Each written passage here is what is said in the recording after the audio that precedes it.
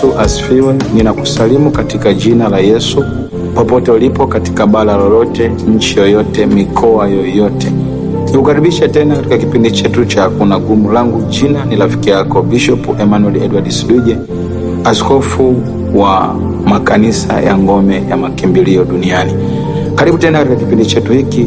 Kabla yote tumshukuru Mungu. Bwana Yesu, asante kwa sababu ni mwema na mwaminifu. Karibisha uwepo wako Roho Mtakatifu, karibu katika majira haya, utufundishe, uwe pamoja nasi kwa utukufu wako. Karibu uendelee kutuinua kwa utukufu wako kupitia mafundisho haya, katika jina la Yesu, amen. Ndugu msikilizaji, ninakusalimu tena kwa jina lipitalo majina yote, Yesu Kristo. Leo tunajifunza somo zuri sana. Kwa nini unaahidiwa jambo lakini halitimii? Kwa nini unaahidiwa jambo lakini halitimii? Unaweza kujiuliza, kwa nini mimi ninakuwa kama nina mikosi? Lakini lazima ujue sababu ni nini kwa unaahidiwa jambo lakini halitimii. Watu wengi hupitia hali hii. Wanaahidiwa kazi, haipatikani, hawapewi. Wanaahidiwa pesa lakini haitokei. Wanaahidiwa misaada lakini hawapewi hiyo misaada walioahidiwa. Simu hazipokelewi, unaambiwa subiri. Mara ukienda mtu anakuambia subiri na kukumbuka, unakuta mtu amebadilika, saa nyingine anakasirika. Yote yao sababu ni nini? Tufuatane kwenye somo hili. Kitabu cha Mhubiri sura ile ya 9, kitabu cha Mhubiri sura ya 9 mstari wa 11. Nataka tufuatane wote kwa pamoja, alafu utaelewa jambo kwa msaada wa Roho Mtakatifu.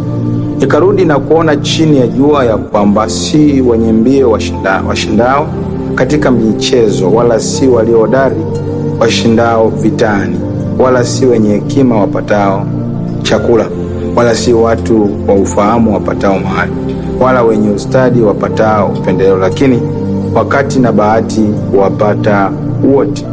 Wakati na bahati wapata wote. Jina la Bwana libarikiwe. Bwana Yesu asifiwe. Kwa hiyo ukisoma hapa, hii inaonyesha kuna mambo yasiyoonekana yanayoathiri matokeo ya maisha ya mtu. Kuna mambo yasiyoonekana yanayoathiri matokeo ya maisha ya mtu. Nini hutokea katika ulimwengu wa roho? Wakati mtu anakuahidi jambo, kuna hatua mbili lazima uzijue. Hatua ya kwanza, ahadi hutamkwa mwilini. Ahadi inatamkwa mwilini, inapaswa kutimizwa katika ulimwengu wa roho au ulimwengu wa mwili.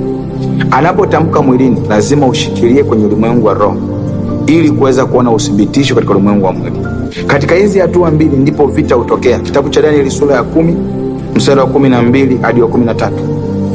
Maneno yako yalisikiwa tangu siku ya kwanza, lakini Gabrieli analeta taarifa kwa Danieli, lakini akazuiliwa katika anga.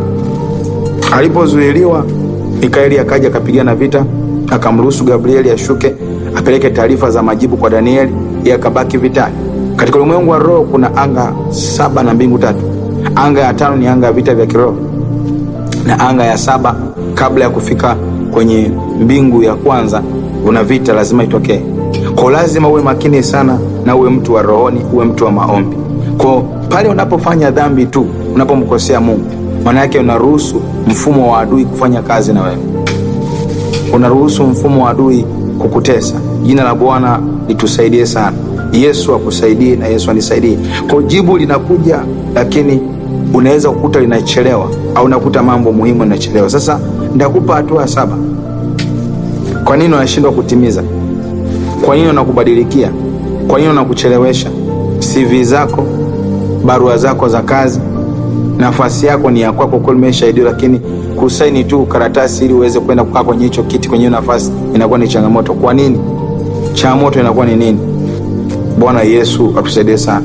Jina la Bwana libarikiwe. Namba 1, kuibiwa kwa baraka. Baraka ina uwezo wa kuibiwa. Mathayo 13:19, yule mwovu kulinyakua neno lililopandwa mioyoni mwao. Tamko lilotamkwa kwako linanyakuliwa. Kwa baraka inaweza kuibiwa. Baraka inaweza kuibiwa kabla haijafika kwa mlengo. Mtu anakusahau au anapoteza hamu ya kukusikiliza tena. Anakuambia nitakutafuta, usinisumbue, usinipigie simu, nitakupigia mimi. Namba 2, kucheleweshwa na nguvu za kiroho. Danieli 10:13. Kucheleweshwa, kuna nguvu zinazochelewesha mambo. Ndiyo maana unaambiwa subiri kidogo, bado alijawa, muda ukifika tutakwambia. Lakini namba 3, kubadilishwa kwa mawazo ya mtu. Yule mtu ambaye amekuahidi, kuna uwepo wa mfumo unampiga kwenye ufahamu wake. Kitabu cha Nehemia 2:10. Kina Sanbalati kisoma hapo na kina Tobia wanapata huzuni, wananung'unika kwa jambo jema. Kwa kuna watu ni wabaya, ni marafiki zako, ni watu wa karibu, unapenda kueleza mambo yako, tayari huwezi kujua yule mtu anatamka nini na anamwamini Mungu yupi. Kwa mtu anaweza kubadilika ghafla, anapigwa ufahamu wake kiroho, mawazo yake yanaguswa, anapoteza hamasa ya kukuhangaikia. Alichukua dokumenti zako akuhangaikia upate kazi, lakini baada ya hapo akaona hamna kitu kinachoendelea. Amekuja kwako, ameombewa kama mtumishi wa Mungu, amefanikiwa, kakusahau wewe. Kwa hii ni kitu cha msingi, lazima ukielewe kwamba kuna vitu kama hivi hutokea. Namba 4, kukosa kibali, favor of God. Zaburi ya 5 mstari wa 12, utamvika kibali kama ngao. Kwa kibali kikiondoka, bila kibali, maana yake mambo yanaharibika, ahadi ubaki kuwa maneno. Ukiona unaahidiwa mambo, ahadi zinabaki kuwa maneno, maana yake kibali kimeondoka. Kibali ndicho kinamfanya mtu akumbukwe. Maana yake hata Daudi alisahaulika. Ukiona unasahaulika, maana yake kibali kimeondoka cha Mungu. Tafuta kibali cha Mungu, tafuta neema ya Mungu.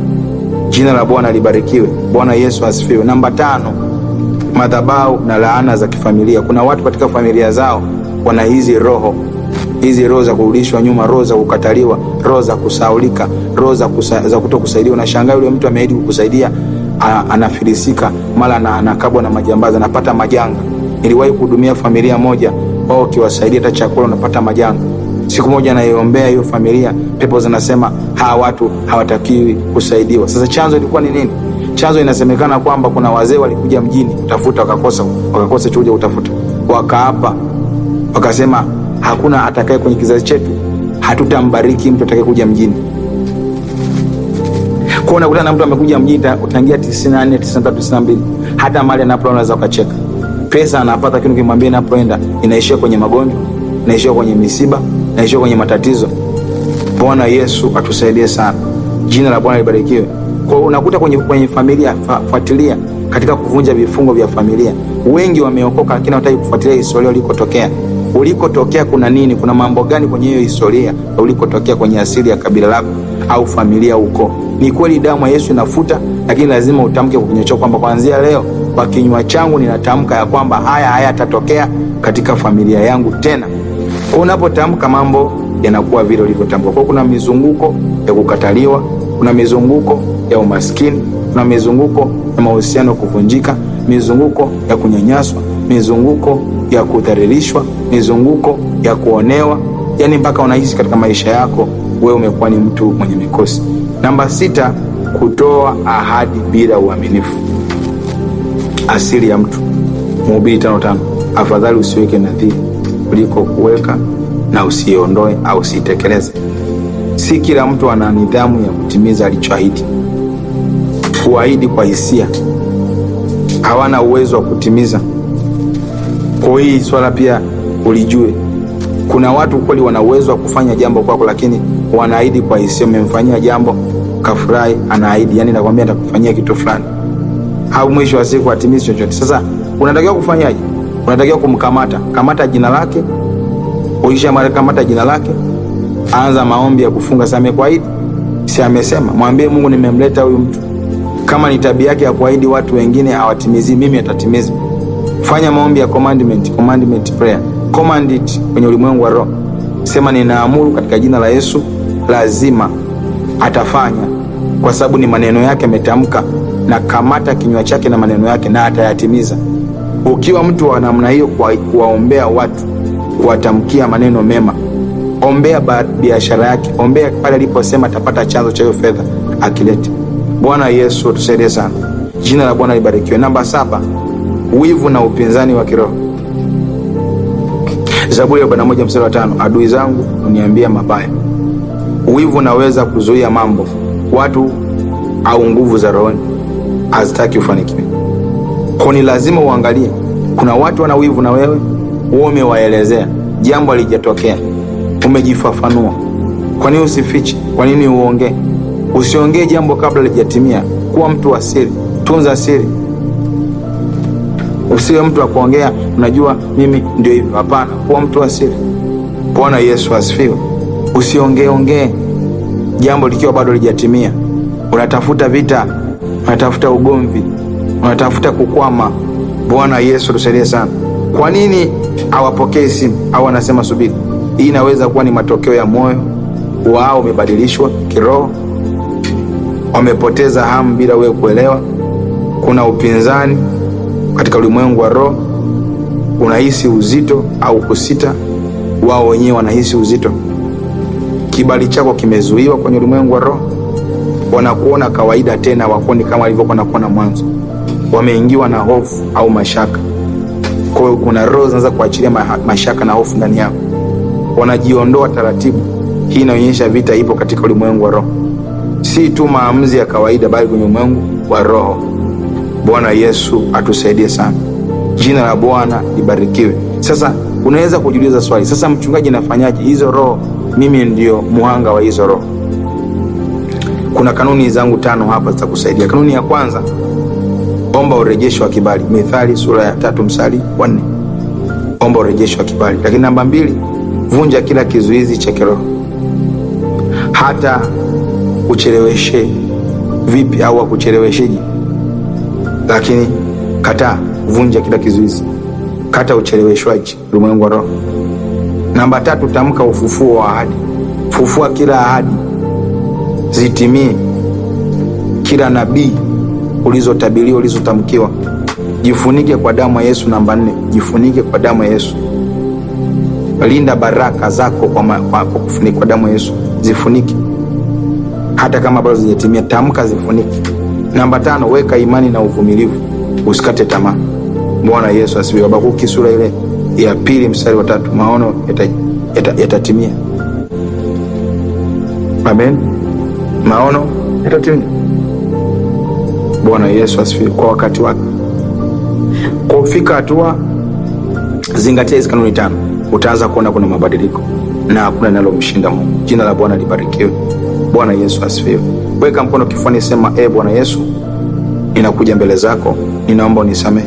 Kuna mahali nimekosea, nimekuwa mzembe kwenye vita vya kiroho, mpaka hii roho inanivaa katika ulimwengu wa roho.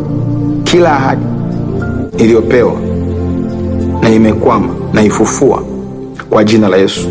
Ninavunja kila ucheleweshwaji wa kiroho. Ninarejesha kibali changu. Watu watanikumbuka na kunitafuta. Hakuna baraka itakayopotea iliyo ya kwangu, katika jina la Yesu. Sema, kila baraka njoo kwa jina la Yesu. Kila baraka njoo kwa jina la Yesu. Kila watu niliopotezana nao, ninaamuru sasa wakanikumbuke. Sema, katika jina la Yesu. Sema, hawatatulia, watanipigia simu. Tamka, sema, hawatatulia kwa jina la Yesu, watanipigia simu. Narejesha kibali. Kamata paji lako la uso. Narejesha kibali, narejesha mwanga katika jina la Yesu.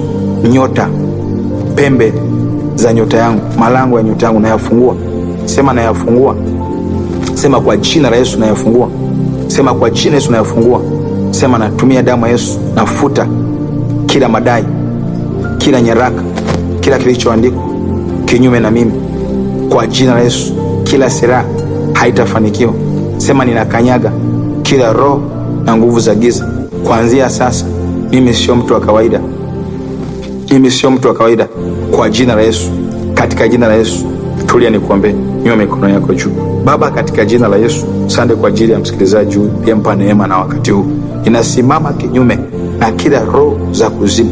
Ninaapisha hiyo nguvu. Ninaiapisha hiyo nguvu.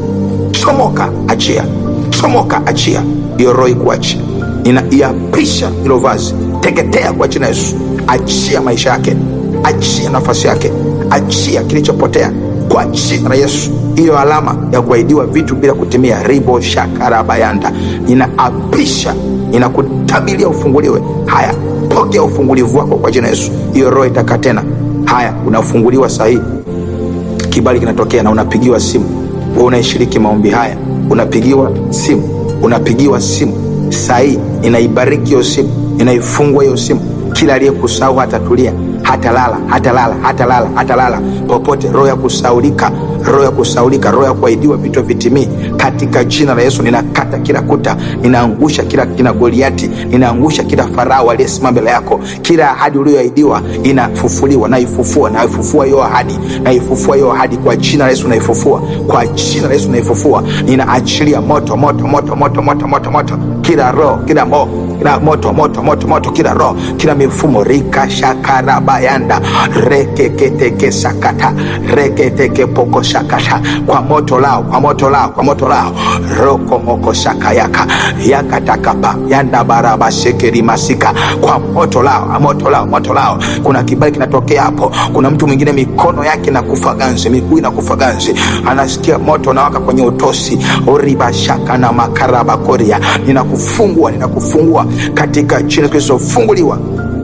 kwa jina la Kristo. Funguliwa, ninakufungua. Funguliwa kwa jina la Kristo. Funguliwa kila roho, reketeke sakataka. Wakuwa anga mifumo kwenye ulimwengu wa roho, waliwekwa mikwamo kwenye malango yako, wakaweka vizuizi kwenye malango yako, reketeke sakarabaka, ramamamama shedededede burima shaka, reketeke paka sakayakata, rakana mandere bosikarabakolia, katika jina la Yesu Kristo. Kila roho za giza, kila roho imekwama kwenye lango la fedha, lango la biashara, lango la kazi, lango la uzao, rekene makashanda baraba, kila aliyekuahidi kukumbuke sasa. Nafufua ahadi zako sasa kwa damu ya Yesu, kwa jina la Yesu Kristo.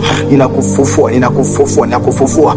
Walizika jina lako, wakalisahau, wakaficha faili lako, wakakusahau. Kawe na ushuhuda sasa. Pokea ushuhuda, pokea ushuhuda, pokea ushuhuda. Baada ya maombi unapigiwa simu, pokea ushuhuda. Taja majina yako, reketeke sakaka, rakana makashaka, yeketeke porima shaka, rende bashaka takapa, katika jina la Yesu Kristo. Funguka, funguka, funguka, funguka, funguka, funguka, funguka kwa jina la Yesu Kristo. Funguka, yakana mandere basika, yana maka ashegedepa, rekene makapa, rakatakapa, reketeke sika yaka, yene makashaka, katika jina la Yesu Kristo. Neema ya Bwana ikufunike. Kibali cha Bwana kimerejeshwa katika jina la Yesu Kristo. Hakuna roho zozote ambazo zitasimama kukukwamisha. Hakuna mikataba ya giza itakayosimama kukwamisha katika jina la Yesu Kristo. Ninakufungua sasa, ninafungua kibali chako, ninafungua neema yako. Kila ahadi naifufua, ukatajwe tena katika jina la Yesu.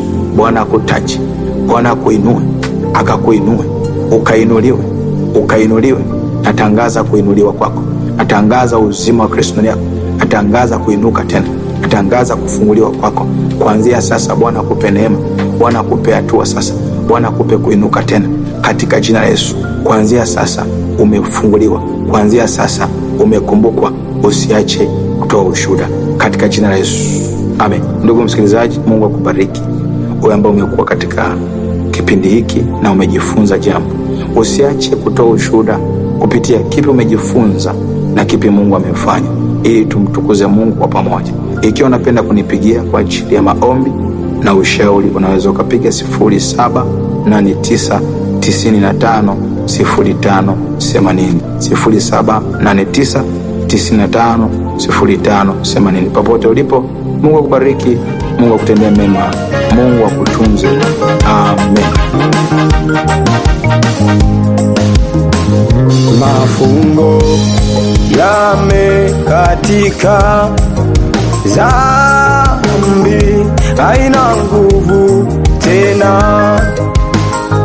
Mafungo yamekatika, dhambi haina nguvu tena. Maisha yangu sasa yamefunikwa neema, sina tena hatia, nimeoshwa kabisa. Jina langu limeandikwa mbinguni, mbinguni, mbinguni. Yale ya kale nimeacha nyuma, naongozwa na Roho Mtakatifu. Yale ya kale nimeacha nyuma,